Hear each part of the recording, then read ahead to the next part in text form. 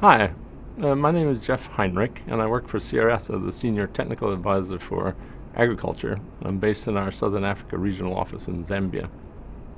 I'd like to share with you our experience with the Seed System Security Assessment. We did the assessment recently in a drought-prone area of eastern Zambia. The area has an average rainfall of about 500 millimeters a year, and its typical production system is just maize after maize. Human stunting rates in the area are around 45%, which is really high. So it's an area with high stress and repeated stress. We did the assessment because our partners have been giving different kinds of aid in this area for years. And honestly, they've been doing it again and again. Direct seed distributions have been particularly common. And we decided it would be better to take a step back, to try and understand the root causes of the problem, in addition to the periodic emergency constraints that occur. We also needed to focus specifically on seed security so that we could develop refined responses to the problems. In regards to the process for implementing the seed system security assessment, it was relatively fast. It just took only 2 weeks from initial training to formal public feedback sessions, and it only took 3 to 4 days per site. So this meant that even busy professionals could join us, and so, for example, we had the head of a seed certification service who participated. We looked at all the different seed systems that farmers used to see if they were functioning well. And these included their own stocks, stocks from agro-dealers, and even seed from local markets. We aimed to be non-biased, and though the assessment was fast, it was also very rigorous. It was evidence-based. There was an interesting innovation in this assessment in that we had an automatic data analysis loop.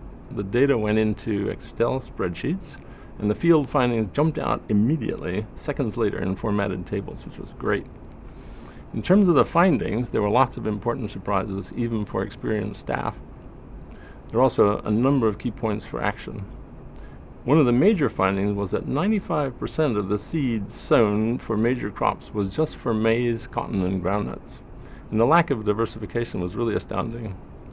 So to address this, we immediately put in place a set of programs aimed at diversification. And these were linked also with enhanced nutrition. As a first step, we introduced what we call our diner fairs, which are fairs to promote diversity for nutrition and enhance resilience. There was also some good news on varieties. Overall, 72% of farmers had access to new variety within the last 5 years. However, with a closer look, we could see that most accessions, over 80%, were either maize or groundnut, and no one had gotten a new variety of beans or cowpeas or pigeon peas. So, we started a program to encourage commercial seed companies to sell a range of legumes, but to sell them in small packs, very small packs, so that farmers could afford them.